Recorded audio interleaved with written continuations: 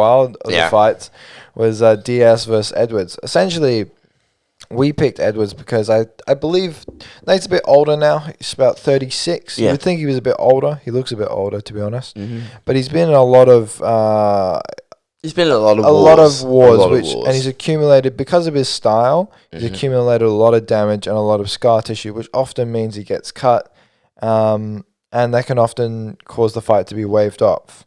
We thought he would be okay, which meant it was probably going to go to decision with Leon Edwards. I just feel that Leon Edwards is much better fighter. He's a proper welterweight. Yeah. Often Nate doesn't have the best performances as a welterweight. He often fights lightweights or blown up lightweights at welterweight. So it was to me, I felt that Leon Edwards, it was the new generation of, the UFC caliber in terms of, how well-rounded he was in terms of wrestling. He can submit you, he can strike with you, he can, if he needs to avoid the takedown, he can. He can submit you and he has the Brazilian Jiu-Jitsu skills as well. Mm-hmm. He's certainly physically gifted as well as that.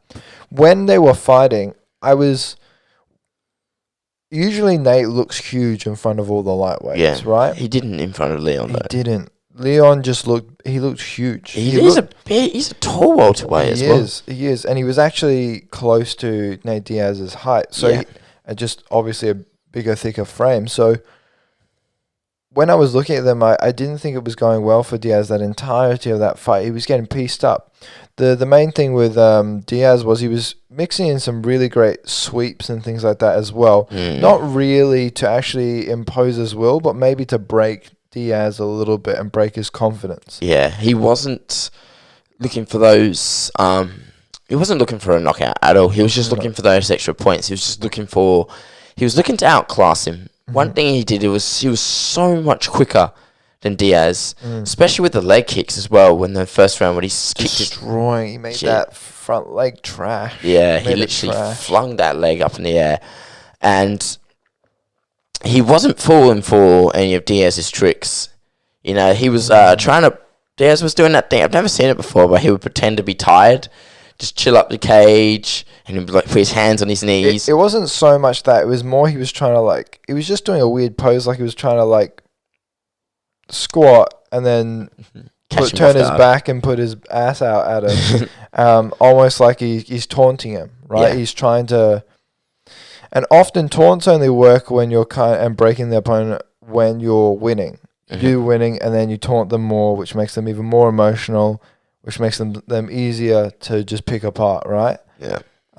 It makes them more easy to see their telegraph shots and that. Diaz wasn't winning that fight, yet he would then do a little bit of sportsmanship, but also a little bit of baiting.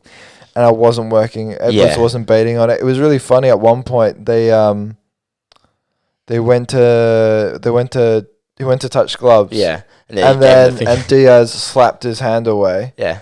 And then Edwards went double finger, which is usually Diaz's move, and then went straight into it. Yeah. The craziest part of the fight was, and probably in that last, not even the last round, to be honest, let's be real. It was probably the last minute of the round. Yeah.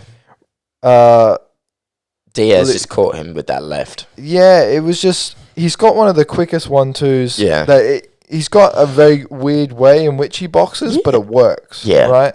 He's got a very awkward style, to be honest, awkward body type as well. But it would just hit flush. About his shoulders, that they just sort his traps and the collarbones just sort of pop out a little bit there. Yeah, I noticed that Davison has a little bit like that as well as Tony Ferguson. Yeah. A bit like that.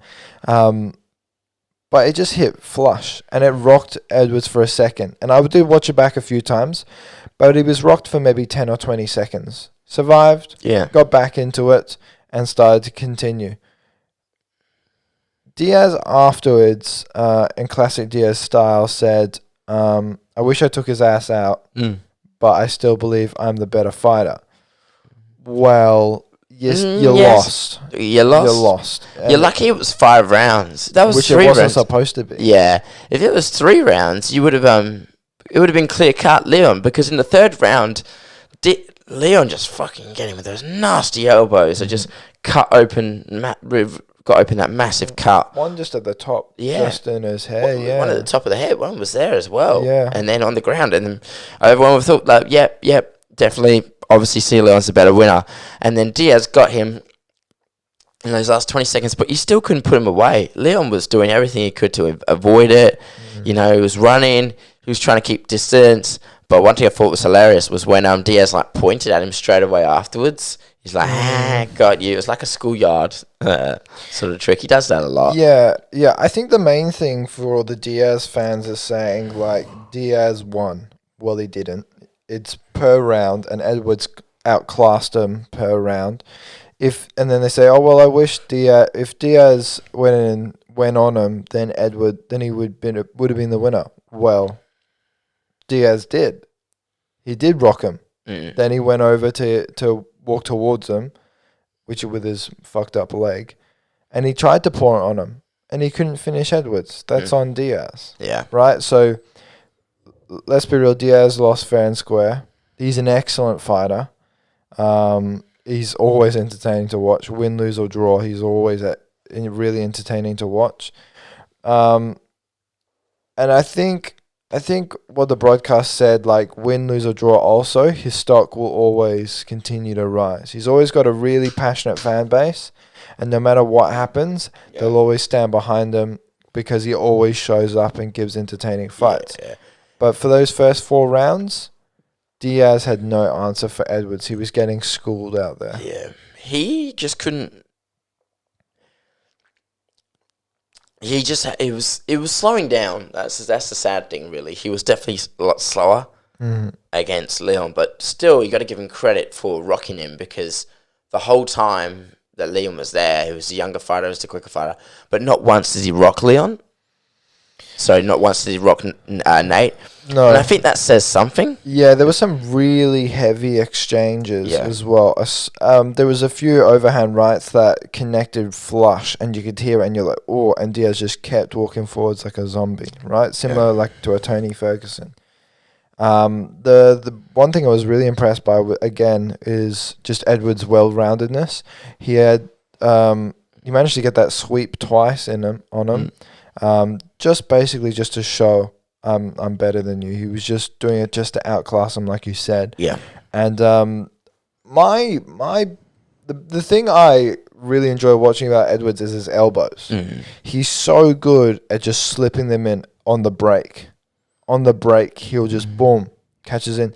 There was one elbow that he was being really creative with, and it missed. And I was like, that would have been amazing.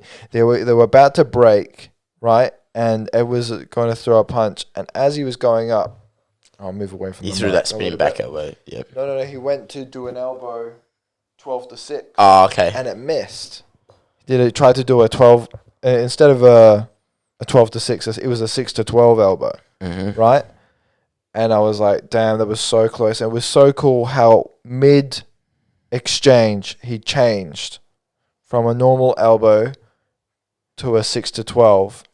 And he missed, and I was like, "Oh, that would have been amazing if he." I think Edwards definitely does guarantee himself a title fight. Yep, after Kobe. But Colby is the number one. Yeah, I think if Edwards did something amazing, then maybe he could have. If he knocked out Edwards, then maybe he could slide in. So if Edwards knocked out Diaz, he would have produced maybe a. I don't know. It's difficult. With that, but everyone wants to see Colby versus Usman except Usman. So maybe the Leon Edwards fight would have entertained. Because Usman it sells. well. But then again, Leon beat Kamaru Usman quite some time ago. Yeah, so that's why again it sells. But the best thing is, there's no shortage of competition in the welterweight division. No. So that's what I'm impressed. That's what is a good thing to see. We don't yet have a date for Colby versus. We don't yet. I know that Ali Abdulaziz, Kamaru's manager, put out a tweet this morning and said, this morning Australia time, he said, Leon Edwards versus Kamaru Usman, forget about the other one, which is very weird because Dana White is the one that calls the shots, and Dana has said Colby's the next one online. 2 press conferences now. which means it's fairly set in stone. As long as Colby and Usman sign the dotted line, it'll occur. I mean, not always, but most of the time, Most of the time when Dana wants it, he gets it. The general rule. Yeah. I think for Diaz, his next fight, if he does continue to fight, I'd love to see him move down to lightweight and fight Tony Ferguson. Oh, that's an excellent matchup. Yeah, everyone's been thinking about that lately because they're both quite similar styles. Cardio output is high, grappling is high. I don't know why they've never made that fight. It's so good. It's well, one, because Diaz wasn't always really that active, and at one point Ferguson was interim champion, so they never really needed to cross paths. Really. True. But now it's a good time to have it. Context is everything. But I do agree with you a lot that it could have been a time, because everyone had thought that after Poirier and McGregor happened, that McGregor should have fought Diaz for the trilogy. Yeah, it was a missed opportunity there. Perhaps the boxing kind of thing got in the way with Floyd Mayweather. Mm-hmm. Did you watch the trailer for Poirier versus McGregor? They released it last night. Crispy. Love the black. With Edwards, I think there's two opportunities there. One, he can wait. He can wait till Kamaru Usman versus Colby Covington is over, and then he will be the next title contender, right? That's fair. He's now got a 9-fight win streak. He could put his feet up, right? And protect his win streak. Or you could have Jorge Masvidal versus Leon Edwards, which is always there. Always there. And that will sell. And that will sell really well. And basically, you know, if Jorge was to beat Edwards, then it takes him... It still keeps him in the realm of possibility of still going after the belt. Even though those two fights didn't go his way, it still leaves him in title contention where, let's say in an alternate universe, Colby beats Usman, which is a very, that was a very tough fight, right?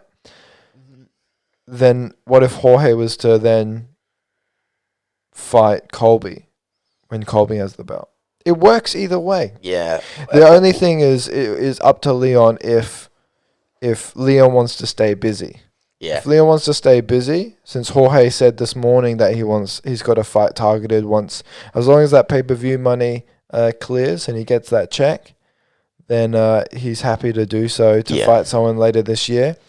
If he wants to fight Leon, that would be a good fight. Yeah. But it depends if Edwards really wants to sacrifice. Well, not sacrifice, but he's got a he's got 9-fight win streak. It's he's worked so hard for it. He's probably the unluckiest dude in the world. Yeah. He's most likely though going to wait. Yeah, he doesn't want to risk where he's at right now. But again, he's still very young. Very young as well. Yeah. To take down to put on an absolute display of skill against a veteran, very seasoned fighter, very tough fighter, probably one of the toughest fighters there is. You know, good for him. I mean, why not wait?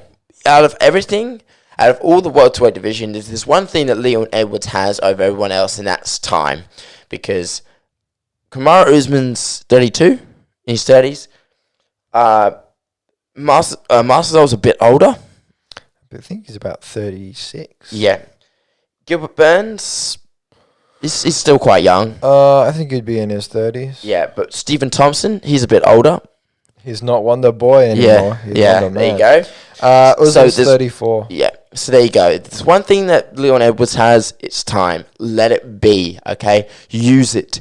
Get better, get control, and when your title shot comes, you are 100% firing all cylinders on game day.